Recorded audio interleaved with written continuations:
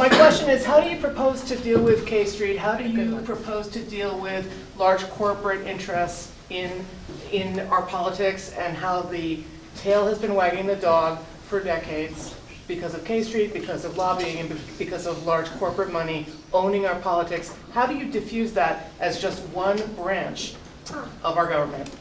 It's a massive problem how money has completely overrun our politics. And as a relatively recently minted politician, I will share with you my least favorite thing to do. My least favorite thing to do is call rich people and ask them for money. It's soul crushing. Thanks to the Yang Gang, I don't need to do it anymore. Thank goodness, because I was terrible at it anyway.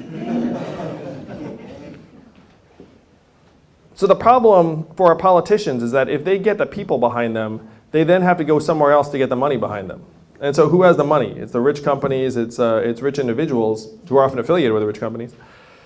So how do we fix it? How do we actually reclaim our government from these moneyed interests? And I'll tell you the plan. The plan is this. After I'm president in 2021, thank you, New Hampshire, we passed the Democracy Dollars Act, which puts $100 a year into every American citizen's hands that you can only give to political candidates or campaigns. It's use it or lose it. If you don't use it, it just disappears. You get another $100 the next year. I've done the math, and this would wash out lobbyist money by a factor of 5. And then if I'm a legislator and I get 1,000 of you on board, that means I get $100,000. And then if the company says, hey, I've got $10,000 for you, I can say, I don't care about your $10,000. I'm actually going to focus on the people that got me elected. We can turn our entire legislative incentives towards our needs and the needs of the people. And a related point, how do you stop the revolving door between our government and industry? This is another sad truth. If you work in Washington, D.C. at a regulatory agency, you'll get paid $80,000, $90,000, $100,000. And as soon as you sit down, someone in industry is like, hey, we're going to pay you 5 to 10 times as much after you leave.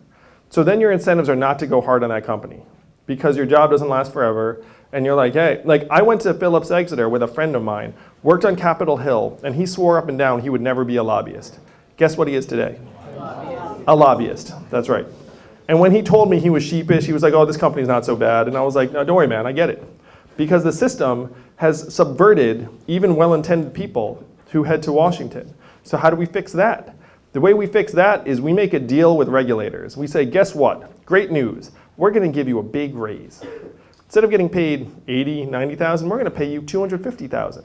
We're going to pay you several times more, but you cannot go back to industry for 12 years after you leave your post, thus making you completely valueless to these companies because no one's going to wait 12 years. It's a one-way street. You know who recommended this plan? A woman named Sheila Bair, who was the FDIC regulator, and she said, it is messed up how as soon as I got here, my incentives were just to go easy on the bank so they could pay me. She saw all of her colleagues doing that, so she said what we should do, make it a one-way street, give regulators a raise, and make it so that they work for the people. So that is the plan, and I would start at the top. My plan as president is to have Congress pass a law that makes it illegal for former presidents to give speeches for money.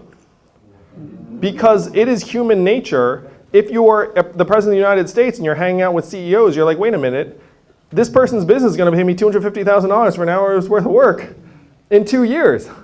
So my incentives are just to go easy on you. We're all buddies. Let's not rock the boat too much.